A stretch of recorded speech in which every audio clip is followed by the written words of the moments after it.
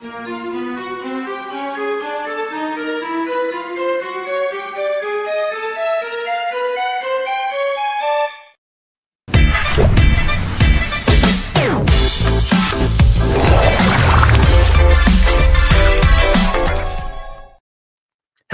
folks, and welcome to Thursday Night Live with Soaring Profits. As always, folks, I'm your host, Patrick. My partner in crime below me there, James. And we have a fantastic special guest with us tonight. Someone that we've been super excited to have here for a while. You've probably checked out some of our promotional stuff across our social media pages, whether it be Instagram, on TikTok, YouTube Shorts, that sort of thing, because we've been kind of pumped to have her. Erika from Broo, the Chief Everything Officer. She is the CEO of Broo Canada. And Erika joins us tonight to talk about a company that has really taken off from the ground roots. This is a young lady, as a young female entrepreneur in Canada, that started off after traveling the world in 2018, looking around the fitness industry that she was a winner in, and thought that she needed to do something to help and change the world. And she's done it through cookies. I can't think of a better way to do it, and the dough that comes from it. Erika, thank you so much for joining us. It's been a pleasure. Yeah, thanks for having me. I'm excited. Absolutely. So, Erika, tell us a little bit about Broo, who you are, and why you thought it was important to change the world with with cookie dough. I love it. Yeah, I'm the founder of Broo. Broo was founded in December of 2019. And kind of touching on what you said, I went backpacking through Southeast Asia for 3 months, I think, from I want to say September 2019 to like February or early 2019. And then I got back from that trip, and on that trip, I met entrepreneurs, and that was when I really got some perspective into that lifestyle because I'd never really known that I could pursue that path. And I Googled business workshop near me, drove out to the nearest business resource center, learned how to write a business plan. And then going back to the actual product itself, I chose, cookie dough because I made this product when I was competing in bodybuilding back in 2018. And they were these little cookie dough bites, added protein, natural ingredients. I would just roll them into like little balls, freeze them, and then have them as like a grab and go snack. And decided to package it and sell it because people seemed to love them when I shared them on my social media back when I competed. So, and now we're here, and it's sold as Broo. So, obviously, you see a niche market here. You see that this opportunity. I know for myself, when I was a gym rat years ago, and it's been a few years now for myself, but cookies, like cookie dough, is like that Achilles heel for myself. So, you come along and you create a little bit healthier alternative, protein packed, all that. Why? Like for me, I love it. But why? What are your consumers talking to you about? Why did you think, hey, I have a product that I can go to mass market with? And now look at what you're doing. You are in a few hundred stores and growing, looking at taking it national and international, and looking into moving into the United States. Why cookie dough? And where do we think we go from here? It sounds like you got some other products that you have in the works, maybe. Yeah, so with the product itself, back in 2018 when I was competing, I went to the grocery store and I couldn't find any healthier options of the things that I love. Like I'm someone who I like savory foods, but I have a sweet tooth. I love donuts and cake and pastries and all the things that you're not really supposed to eat, especially when you're dieting. Right. And, my coach is like, there's some things you can eat and some things you can't eat. So I had to experiment with recipes. And because there wasn't anything like it on the market, that's kind of why I chose to launch Brodo. And back when I was making it for myself, I was uploading like the recipes, a version of the recipe to my Instagram account that was called Erika Foodie at the time. And I was getting tons of engagement and tons of people asked if I would ever sell them. And I thought, no, I'm not going to do that. I'm not going to, that's silly. And then a year later, like when I got back from my trip and I was really brainstorming, I always landed back on that idea because the market didn't have it here. People wanted it. They were willing to spend their money on it. It was something that I loved. There was kind of already a product market fit for it. And then in terms of the name, I get this question a lot is like, you're a woman, why did you call it Brodo? And it's kind of ironic and I love it. I used to be a bro. I was like heavily immersed in the fitness industry and a bro can it just be anyone, right? Who like lifts weights or doesn't lift weights, whatever. It's just a fun term. And I like the name because it sticks. And it's funny because whenever I do trade shows and I have my big banner that says Brodo, people walk by and then they stop and then they walk backwards and they're like, Brodo, what is that? Like it piques their interest. And I think it's very memorable and it says what the product is, right? It's a protein cookie dough, Brodo. So Well, you've done a few things as far as the marketing. Like I know that, when we jump into the website here in a second, first of all, you have this hat that has kind of become a little bit of your jam. You've got the onesie. You've been going to festivals and events and going out and getting your product in front of people. You are the Brodo at this point. It seems like you've garnered a lot of traction as being that chief everything officer in this perspective. What's it like trying and building a business from your experience of, traveling the world and then being like, hey, I like this lifestyle? What have been some of the stumbling blocks? What does that look like? How's it changed your world? Gosh, my world is completely different. I in 2018, after I competed in my shows, I was so lost. And actually, the first time I ever heard about entrepreneurship was through a podcast that I listened to at my desk. And I stumbled across it on Spotify and I listened to an episode every single day. And it got to a point where I thought, okay, I got the job that I thought I wanted. I went to school for it. I'm making less money than my sister is, who dropped out of school and is working at a grocery store. And I thought that was super, broken. The system's broken. So I quit that job. I was also working at a bakery and doing personal training at the same time, quit those jobs. And the thing that I saw when I went on my trip and I spoke with entrepreneurs is that a lot of them would light up when they spoke about what they did, right? They didn't have this Sunday scary energy, It was like, I'm so excited. I love doing this. I build houses in Thailand. I have a moving company in London, England. I'm a nomad and I manage social media accounts for brands. Like there's all these really interesting things that people were doing and they were so passionate about it. And when I got home, I'm like, okay, this is going to be hard, but I want to light up. I want to feel excited for what I'm doing. And I think that's the biggest change that I've had from, working the 9 to 5, doing the thing that I thought I wanted to do to now is like, I wake up and yeah, there's hard days, but it's like, I'm doing cool things. I'm meeting cool people. I'm growing. I'm challenging myself. And I get so excited for things now. And I don't get scared when it's Sunday night. I look forward to Mondays. But all that being said, there's a lot on the line. I probably could have bought a house with how much I invested into the company. A house in Toronto, which is like a lot. And I gave up having a 1 bedroom. I have 2 roommates now, and I live in a house, and I don't have my personal space, and I can't have the same luxuries that I once had. But I think all in all, it's looking at it from like a delayed gratification perspective is, it's not always going to be like this, and to just really embrace every stage of the journey, right?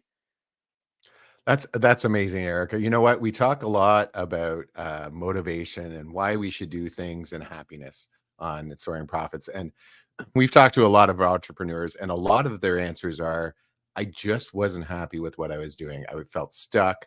I felt like I was going nowhere. And that I like how you say that Sunday motivation, because literally Sunday night, I was the same. Sunday night, I had to rev up. I had to start like being positive about Monday, because that's the only way you could survive. But since I've changed my life and some of these other entrepreneurs changed their life, you just wake up with, hitting the ground running, because you can't wait to get to the things that you've planned for the next day. Like I go to sleep thinking about, these are the things I need to get ready for Soaring Profits. These are the things I need to get ready for, making commercials for Erika and her Brodo, and working with our good friend and partner Montana, building all the things that we've built for you this week so that we can showcase who you are leading up to this interview. And that's just excitement to me. And this Thursday night thing, meeting wonderful, like in your case, this wonderful young lady who has a spark of energy that I haven't seen in a very long time in youth. And I just think it's amazing. And I love what you're doing. And I just wanted to know that it's very special. I'd like to roll back into when you were competing. So I just started competing. I went from, you don't know this, but I used to be 360 pounds, 380 pounds, and I lost a lot of weight. That was 2014, 2016. But now I'm a marathon runner. And building up to that marathon, it took so much time. It took so much energy. Like I have to like give up certain foods. I have to give up hanging out with friends. I have to like, I'm really concentrating. I'm really waiting for what him to give me up, though. I can't wait to give him up. I totally can't wait to slide him up. But there's that moment, there's those moments when you're like, why am I doing this? Why do I keep on punishing my body? But then you cross the finish line and it just feels like that's a thing. And I love running and I love competing. And it's what I love to do. But you mentioned that you got to that finish line and you actually were successful and you didn't love it.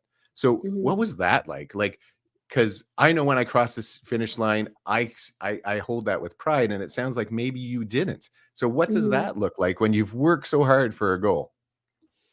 Yeah, it's interesting for me because I always have to have something I'm working towards. Like there's always like a finish line, and that finish line always gets moved.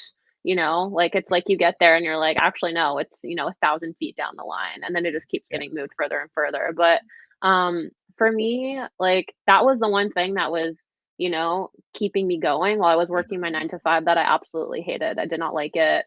It was not for me at all. But I was prepping, so I was distracted. I was thinking about the work that I was going to do later that day and weighing my carrots and my spinach and meticulous shit that I did.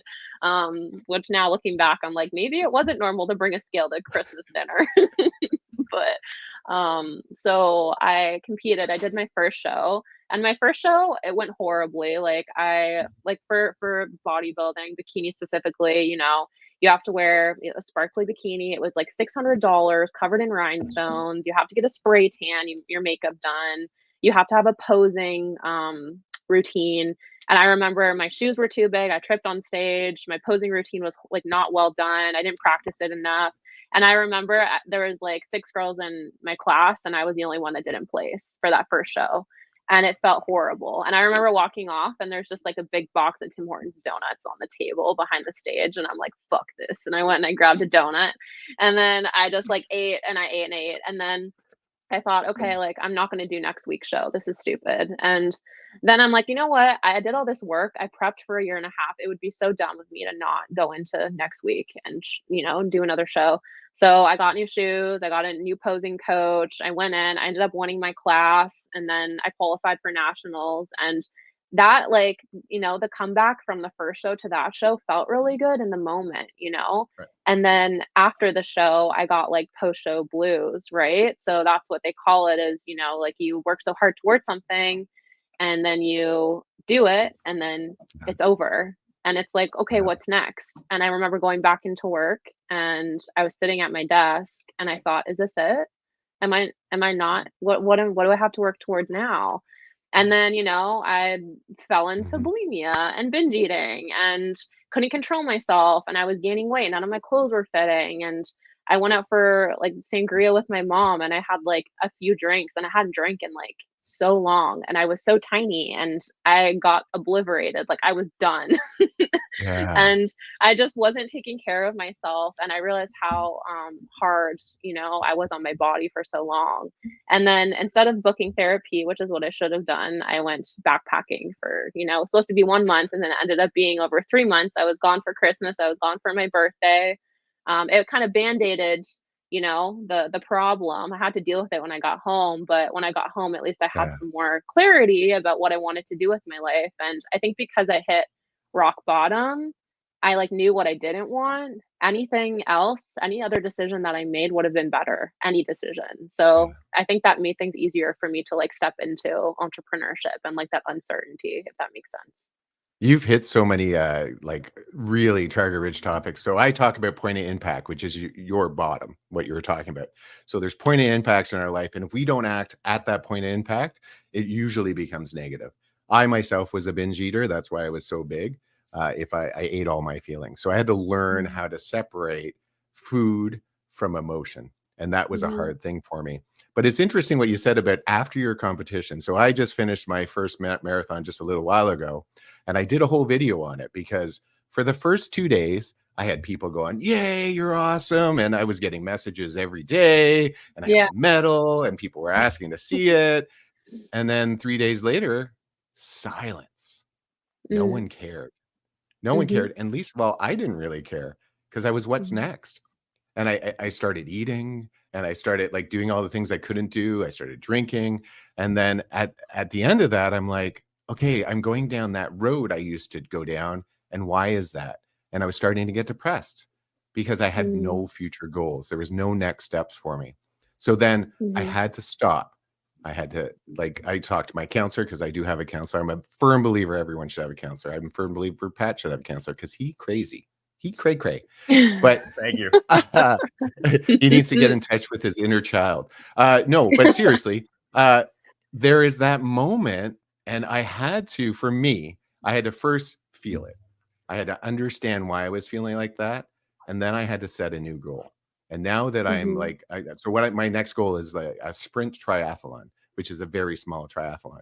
And so since I've started going in that direction, it's very easy for me to control my food, control my emotions. I have a goal in mind. I don't feel bad about myself. So what did you do? Like, after the backpacking, you came back, what was the one pivotal point that was a change for you, so that you didn't have that? You weren't worried about your eating disorders, I think we call them, that you were able to turn those around. Like, how did you pull yourself out of that? Because that is an almost impossible thing to do, especially if you don't have a counselor. Yeah, I'll be honest, I probably didn't get out of it until like 2022, like last year. I struggled with it like throughout all like the first 2 years of building my business. And it's funny because I am someone who I'm very stubborn, and I think I can fix everything by myself and I don't need anyone. So, and I tried therapy. Yeah, guilty. I Everyone's got tried the hands up. therapy. We're all looking around. We're like, oh yeah, you No, got yeah. it. You too? Everyone, You yeah, too? okay. Yeah. Yeah. Yeah. Yo, it's good to ask for help. And like I completely think of it differently now. Like you need people, you need them. But at that time I was like, I don't need anyone. I can figure this out. I'm good. And so I went and I hired another coach. And then I tried to go into another prep. So I was like, you know what? I gained like 30 pounds when I was in Asia because I was just like binge drinking, eating my way through, everything. Right. And I'm like, the solution is to go into prep and prepare for another show. So I hired another coach, and she had me doing crazy stuff. Like I was doing HIIT workouts on the Stairmaster, like, and that's just silly. I ate shit. I fell off the Stairmaster, and I was like, what am I doing? This is so ridiculous. I'm not doing this anymore. And was weighing my potatoes and my chicken and my rice and all of that. And I actually did that for probably like another year and a bit.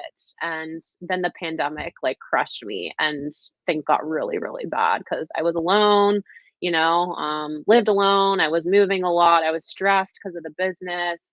I was living in Ottawa, and everyone that I knew pretty much worked for the government. No one was an entrepreneur, so I couldn't relate to anyone. I felt like a Right. weirdo. Like, what am I doing here in this city? So I turned to food, and then it got so bad where like I think that was the worst that I ever got. Like I was very sick, and I found a therapist online, and I worked with her for probably like 6 months, and she was amazing. And it took a lot of effort, and I had to do a lot of things that I didn't want to do. Sounds so crazy, but like my biggest fear in 2021, 2022 was like real olive oil, maple syrup, like Right. things like that. No, She's like, totally true. go to the store and just buy real maple syrup. I'm like, why would I get that when I can get the sugar-free stuff? And she's like, that's not the point. Like, go buy Oreos. And I'm like, no, I'm going to eat them all for breakfast. She's like, then eat them all for breakfast, like give yourself permission to eat things. And it worked. Like it did really work. She was great. And then occasionally, like every few months, I have a moment where I kind of start to see myself fall backwards into old behaviors. And then I send her an email, and I'm like, hey Danielle, like I need a call. I need, to talk to you. But now I'm like a huge advocate for therapy because it just makes you see things differently, and your brain's a weird place, and you kind of get stuck in your ways, and you can't really fix things on your own. So yeah.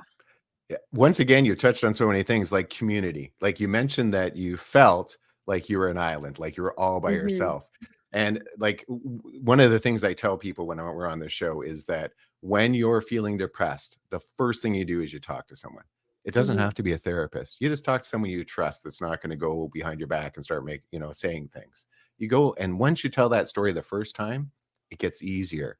And then you find a community. So in my case, I found this runners community, and they're wonderful. Like I can send out a message, and I can tell them things, and I can seek help, and you just feel like you belong. And once you feel like you belong, that's an uplifting experience. Does it fix everything? Absolutely not.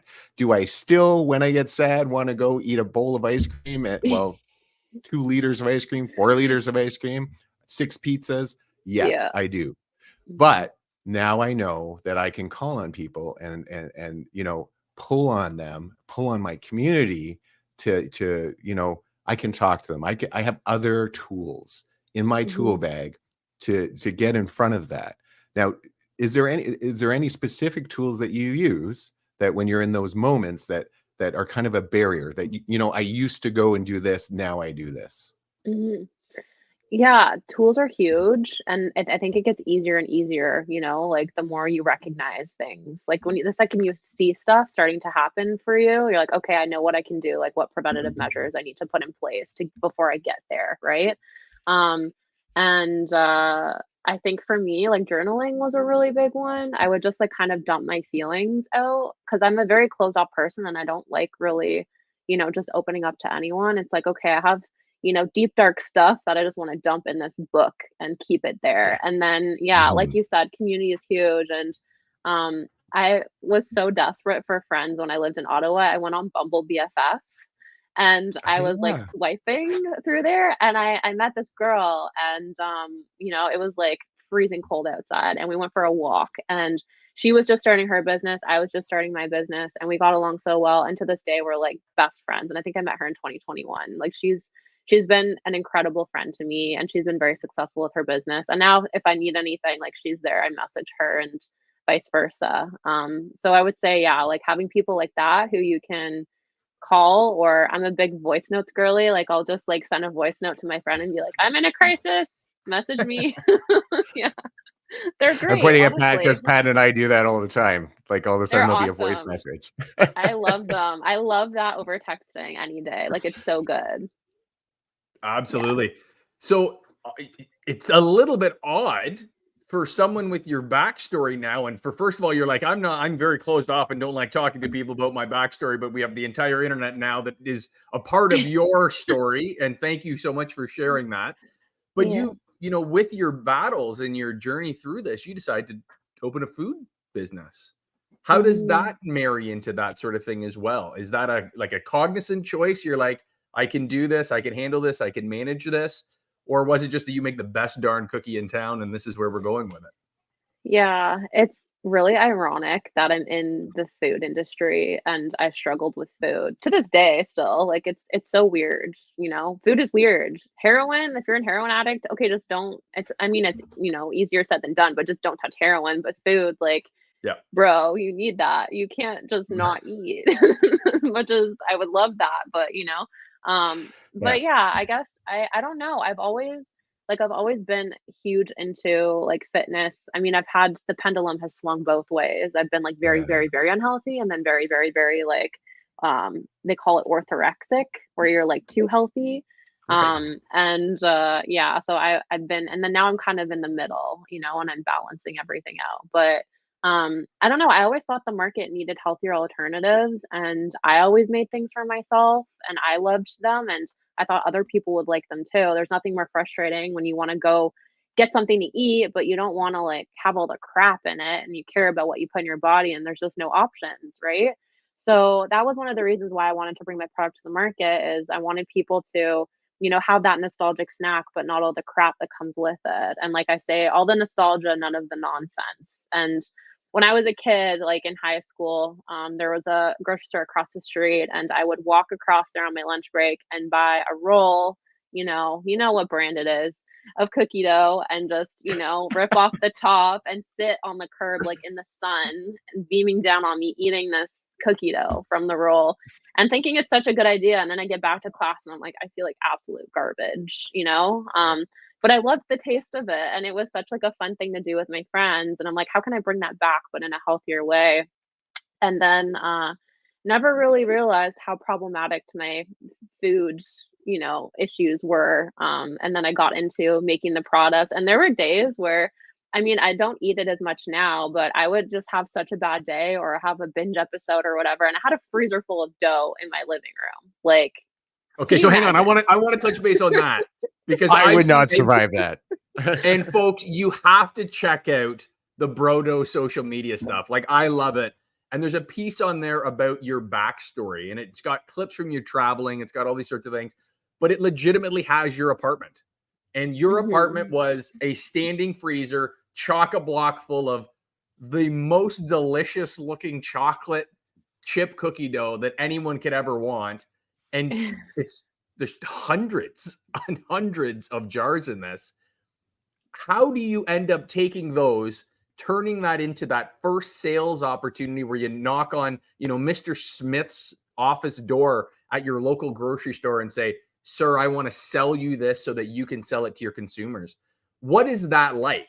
Kind of walk us through that process, because you are very transparent in that.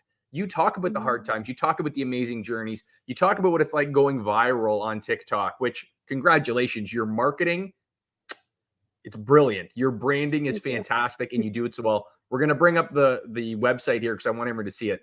You do it so well. But what is that like when you pull on the big girl pants and you go in and you deal with the business side of it and getting that first yes? I heard a lot of no's from everyone. Like, you have to be so resilient and just keep showing up. And I took it personal at first, you know, I'm like, why do they hate me? Is my product bad? You know, and it's just like, no. But I launched 3 months before the pandemic. So I had all these plans and everything just shut down. Like, no more farmers markets. I got listed in like 2 stores. One of them shut their doors.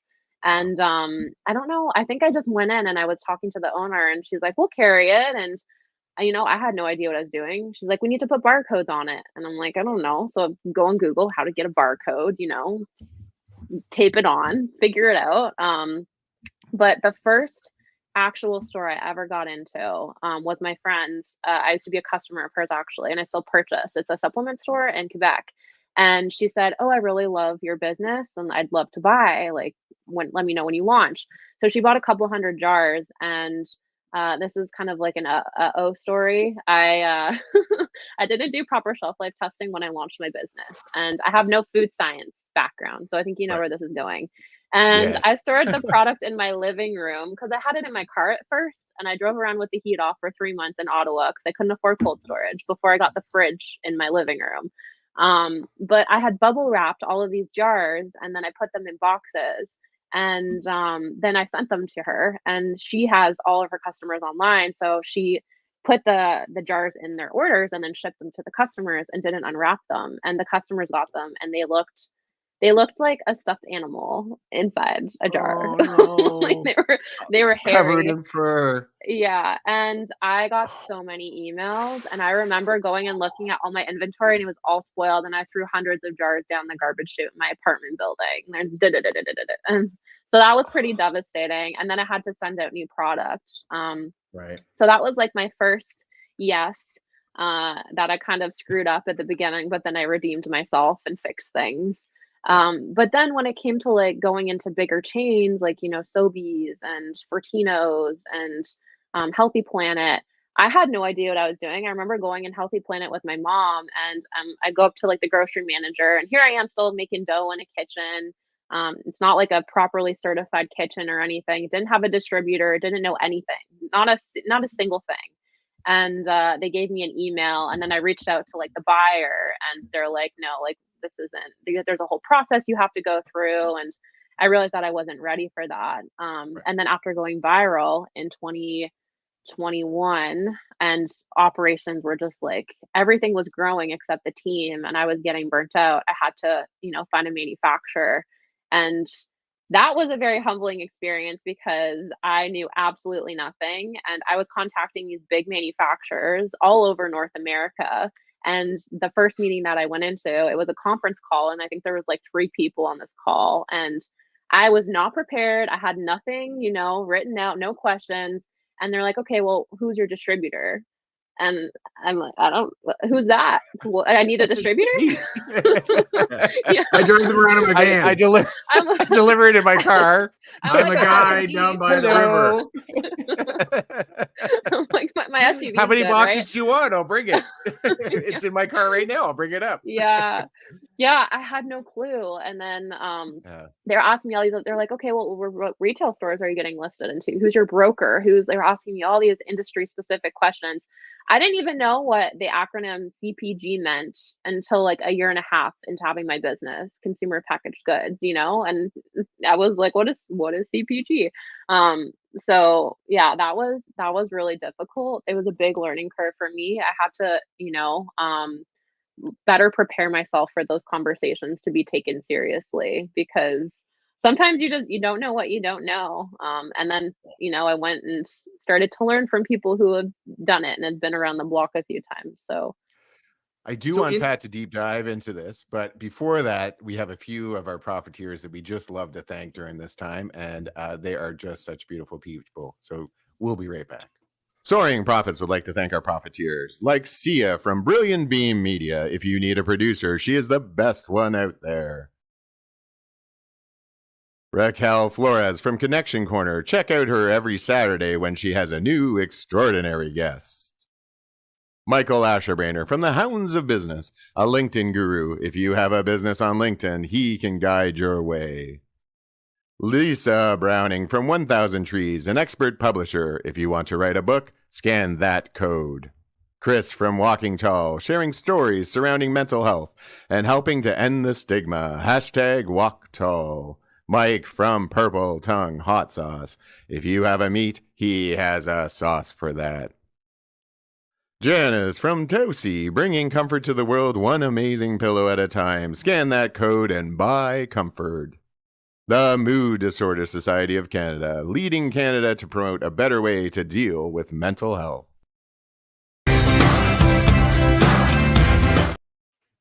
It's almost like you got a new mic or something on that one, eh? Can I just say that our voice guy is pretty amazing. Wild. Love it. So Erika, I interrupted. Go ahead. You talk about your, going through that process and getting that, kind of first yes, but there's a lot of no's that come along with that. So you're a young entrepreneur, you're diving into this space. What advice do you have now for somebody that's going out there and trying to do something similar? Maybe different space, maybe different industry completely, but what advice do you have for that young generation that's coming out there that is thinking like, is this just going to be too much? How do I get started? Yeah, gosh, progress over perfection. Like when I got started, I got my logo made for $50 off Fiverr by some guy in India. Got the job done. Built my own website. And actually I had a memory pop up today, and it was like a video of my first website, and it was janky AF. Like it was so bad, and it worked. I did my own product photography. I didn't really invest a lot of money into the business because I thought if it doesn't work and I spent all this money, that's really silly. So I think for someone who's like looking to pursue something new and is not very sure, don't spend a lot of money on whatever you're doing. Be scrappy and just make sure that there's a product market fit and that people actually want your product. And then from there, once you start generating revenue, you can reinvest. So maybe that's driving with the heat off and storing product in your car all winter, and then you buy a freezer. So that's kind of the advice that I would give. And then also just like understanding the delayed gratification aspect of it, because there's so many gurus and stuff out there online that are saying you can make 10K a month or whatever, drop shipping or Amazon. And, there's a reason why a lot of people don't choose this path. It's because it's really hard and you have to make a lot of sacrifices. But along the way, you also, you learn so much and you meet really cool people. And I think for me, the big shift that I had to make was I was so fixated on the destination. And I hired a business coach at one point too, because I had an identity crisis. Like I had in my LinkedIn tagline, the cookie dough girl. And I thought, what am I going to be without Broo dough? No one's going to remember me. I'm going to be a nobody. Like I'm going to have to die on this dough hill, and etch it on the gravestone. That's all she was. She just had the best dough. Yeah. She's Yeah, and then now I'm like, this is something that I do, and I'm learning and becoming a better entrepreneur. Like, this is a tool, this is a means of me like getting better and acquiring the necessary skills to, I'm gonna do other things after Brodo, and I think people need to look at failure that way as well. Is maybe the first thing you do doesn't work. It's not a waste of time. It's not a waste of money or energy. You're just learning things, right? And then things are easier the second time, the third time, the fourth time you do them. Absolutely. Like I couldn't say any more clearly that that is exactly how entrepreneurship is. Like when I started Mhm. my first business at 17 years old, I knew nothing about anything, but I was just super glad to be in the room having the conversations with people. And now I Yep. can have conversations just on a totally different level with people about like international shipping, bills of lading, right? It's like, Mhm. where would you have ever heard of that before unless you touched it, right? It's literally putting on the boots. It's grabbing the shovel and digging. And you yourself, James, throw up her website there, because the branding that you have established off of the Brodo name and what you're building right now, like it's flashy, it's colorful, it's sexy, it's got all the appeals you could possibly want going through this. Let me pull this around here because it's on my stuff. But so Summer Hill, like this is a pretty fancy high-end Toronto shopping center. How do you get in there? How are you having those conversations, and what are you marketing yourself as? I have a really great broker that I've worked with, and it's interesting, like in the food space, it's kind of a chicken and egg situation. You need a distributor that basically delivers your product to the stores, and they take a big cut of your margin. But then Right. also you need someone to help you get into those stores and, manage those relationships and, book the meetings for you with buyers. And yeah, my broker, she's been really great. We've been working together for the past 2 years, and we've kind of been, tag teaming and getting meetings with buyers and, pitching the product as, a better for you cookie dough. It's like a healthier snack, and there really isn't anything in the market like it. So yeah. That's super interesting because like I know nothing about that kind of business world, but you kind of think that you can walk into a grocery store like the local Sobeys and go, "Hey, I have cookie dough. It's amazing. It's the best thing you'll ever taste." And they'll go, "Yeah, yeah, it tastes amazing. You're great, but I can't sell it." Like because you go to a different level, right? So Mhm. without a broker, what did that look like for you? It looked like me trying to go to stores and then them saying, so it depends on the store. So there's independent Mhm. stores that are like mom and pop shops, and they'll be like, okay, cool, we'll, move the milk over and like put you here, and we'll make it work, and you can come in and hand out some samples. That's great. And then and I could make it in the kitchen, and that's totally fine. But then when you get to stores like Sobeys and Loblaws and all these bigger retailers, the product has to be made in like an SQF certified, HACCP certified facility. You have to have all the proper certifications in place. And then like on top of that, there's like listing fees and free fills and all this other Right. stuff. But the problem that I had is like I initially set out to go into retail in my first year of business, but the world flipped upside down, and then no one was taking products because the products weren't even moving off their shelves that they had. Everyone was buying online. And then I pivoted and decided to sell online. It really ended up working for me. But yeah, I really didn't go direct to many stores. I tried, but no, no, no, no. And then it got to a point where I was like, okay, I'm going to take things seriously. I want to grow. Hired the broker because the distributor wouldn't take me without the broker. So had to have both come on and help me. Yeah, that's super interesting. That is something that came out of COVID because now there isn't a restaurant that I can't order from. There isn't a food or a product that I can't get. And a lot of my friends don't even go out anymore to these stores to buy stuff, like to get their groceries. They have it delivered. I like going and seeing and being able to read stuff because you really don't know until you get to the store and you get to see what it is, right? And I am a big product reader. I like to read the back, and sometimes, not all the times, but you go online and there's nothing, you can't read what's on the back. So like when I look for protein bars for my running, I need to know like how much sugar, all of the because the combination of the foods that I eat while I run all have to mesh so well that they fuel me properly when I'm running 20, 40K. Mhm.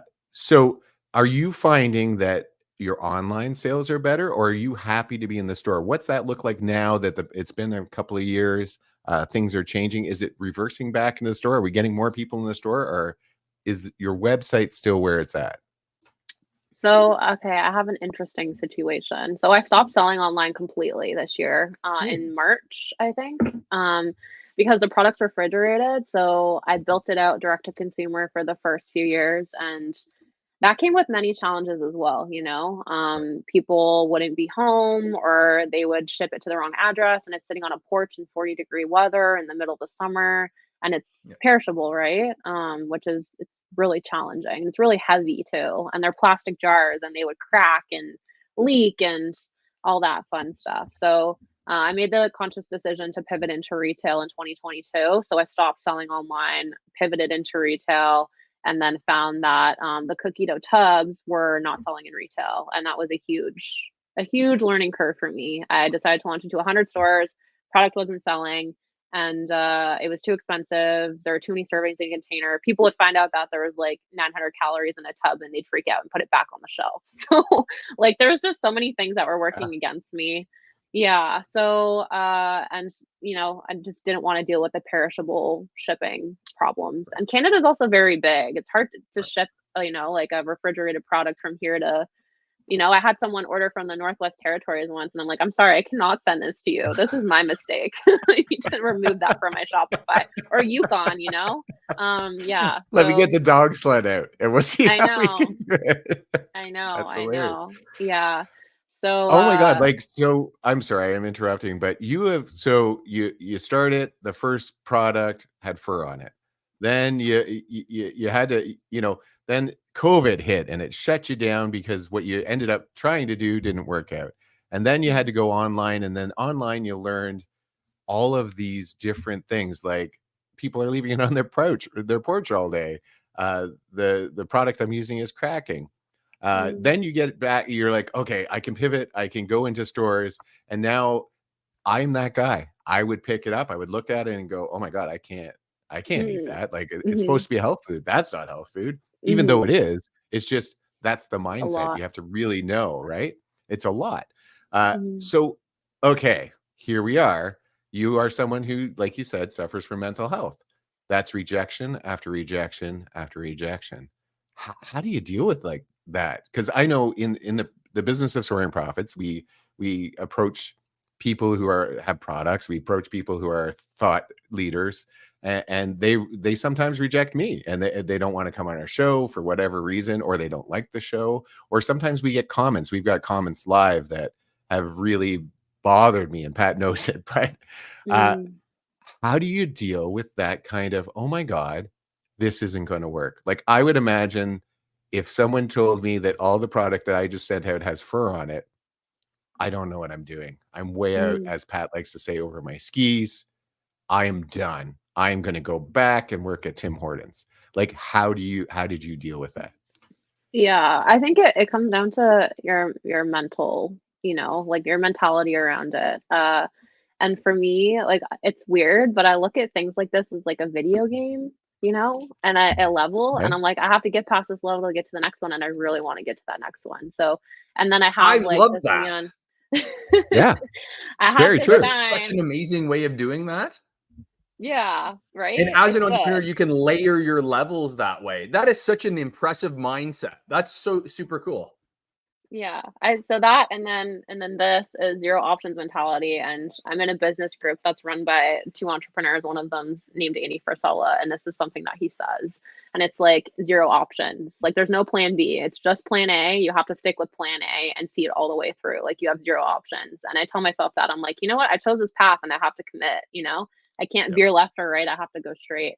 And then also too, like kind of tying back to the failure piece that I was speaking on earlier, like there's a reason why this is happening. It's going to teach you something. And if it was easy, it wouldn't be fun and you wouldn't learn anything and you wouldn't be able to help other people. And there's a saying that goes like best equipped to help the person you used to be.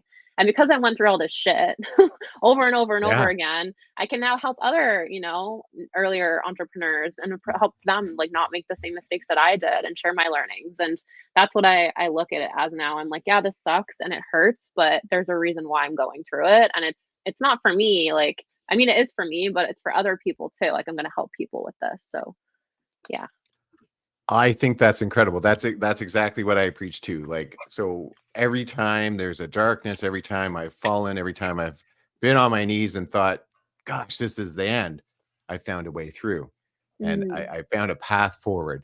And because I did that, I've learned. And because of who I am, I'm a very kind of psychological, I know about counseling. I know all of that. Then I can decode that and teach it. So then I can go back and I can say to people who are going through it, show them the path to light. Like one of the things I always say is that you have to have a goal ahead of you, because yes. if you have no goal ahead of you, it's like an elastic, right? Hmm. You put the elastic behind you, you put the elastic in front of you and the goal, and it pulls you forward.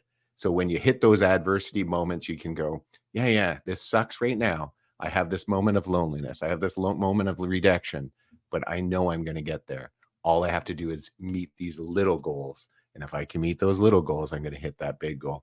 And there's so much to that. It's so important. So I love the way you're saying that you have to level up. It's very similar. I think Hmm. that's awesome. I really appreciate that. So you've on the other side, you're getting back up, you make a video. Now, I'm not sure which video went viral, but I'm guessing one of them did.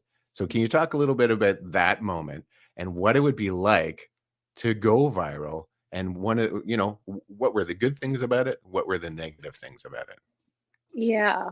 Okay. So this was in 2021, and this was when TikTok was just like starting to become more popular. And my friend that I met on Bumble, she was posting about her business on TikTok and was going viral, crazy viral, and was selling out of inventory. And I kind of had an ego and didn't want to get on there and thought it was for kids and I thought it was silly. And I saw her success with it. So I'm like, okay, I'm going to swallow my pride and just get on there and start posting content. And I was working at the kitchen all day, like got home super late, and I remember throwing together like a compilation of just dough mixing in the mixer, and there was a voiceover, and it said something like, "I'm a small business, please support me. Like I have gotten 0 orders, and my business might go under, and da da da da da. Like boo hoo, support me, whatever."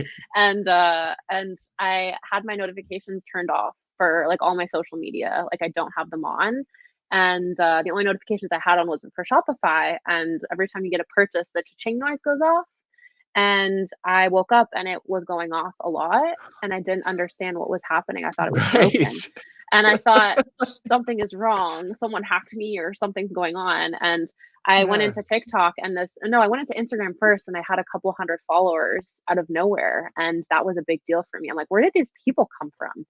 And then I went on TikTok, and this video had, I think, like 300,000 views or something, and all these comments. And it was overwhelming because a lot of people that were viewing the video, it was reaching US people, like US customers who couldn't buy the product.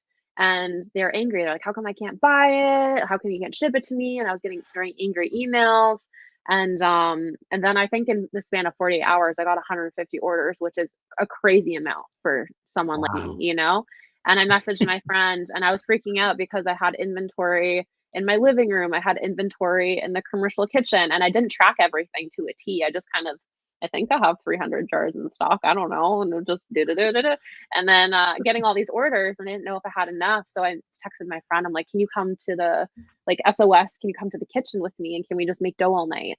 So we went and we made hundreds of jars of dough, and I screwed lids on till my hands bled and packed them in my car, brought them to my apartment. And then I texted my other friend. I'm like, can you come over this weekend and just like, can we just watch movies and fold boxes? And she's like, sure. So we watched movies and we folded boxes. And it was winter, so I could like get a head start on the orders on Sunday and pack them and then just throw them on my balcony because it was cold. So I'm like, this is perfect. Like I don't have to wake up at the crack of dawn. I can like get this going. And that was the first time that I went viral on TikTok, and it was crazy.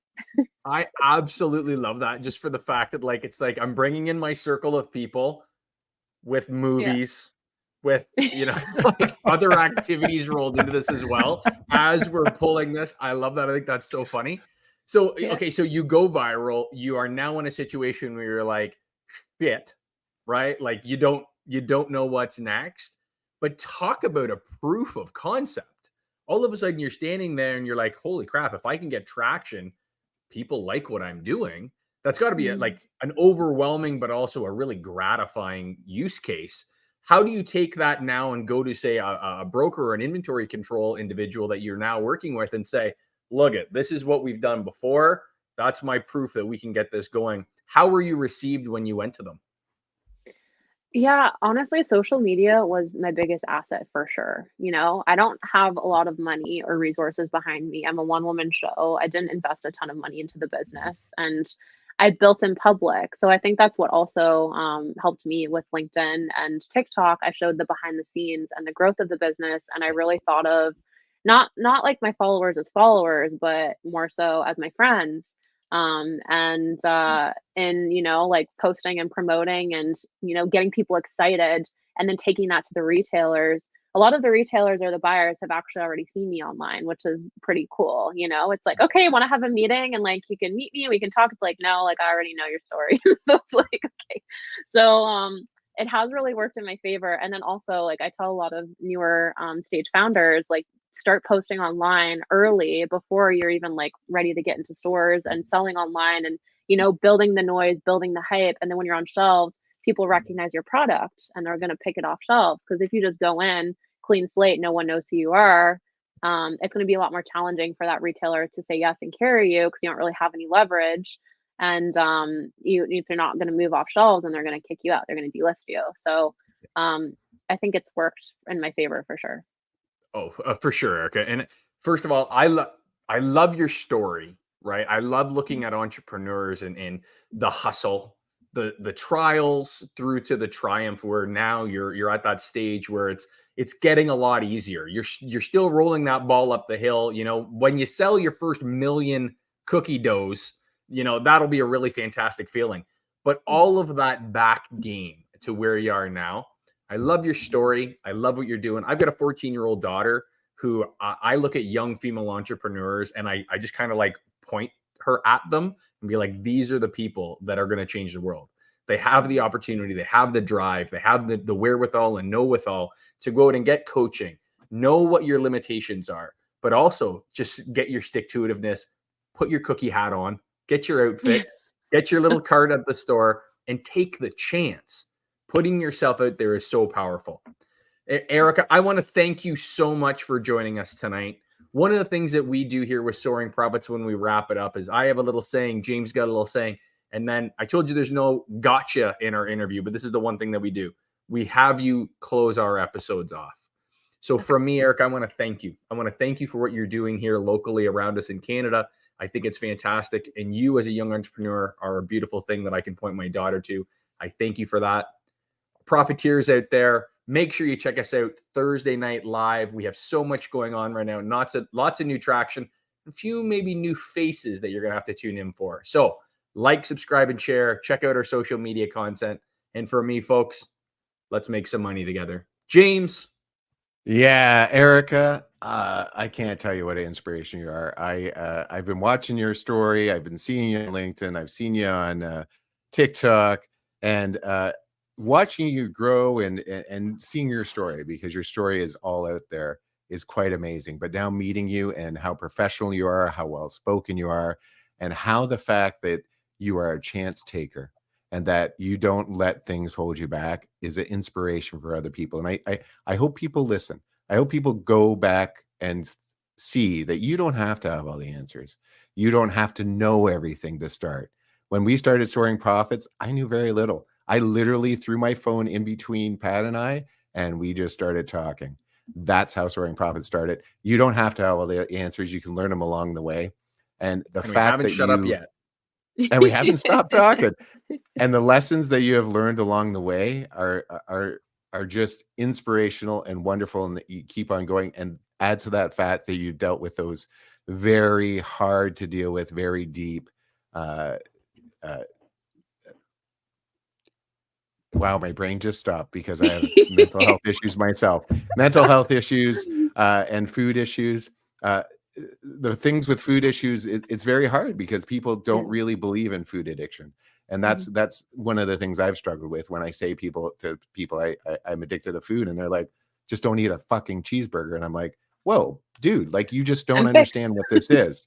Yeah, thanks for helping me. I would have slaved $160 on last week's therapy if I had just not ate a cheeseburger. And it's beautiful that you're able to talk about it. It's beautiful that you have new tools that you can share with other people. And I love what you're doing, and keep on doing it. Like Pat said, we have so many great things coming up. Please join us. Please watch us. And we do have a new member of the team. Well, not a new member, but a new member that's going to be revealed. Top secret. You keep watching. It's probably already happened this week. Check it out, and we'll see. I have one more thing to add. This is one of the beautiful people that I love so much. She has a new show, and I just want to share it. Are you looking for something a little more FUN and less FUD when it comes to technology and cybersecurity in TV and media? Enjoy Checkpoint Real Talk.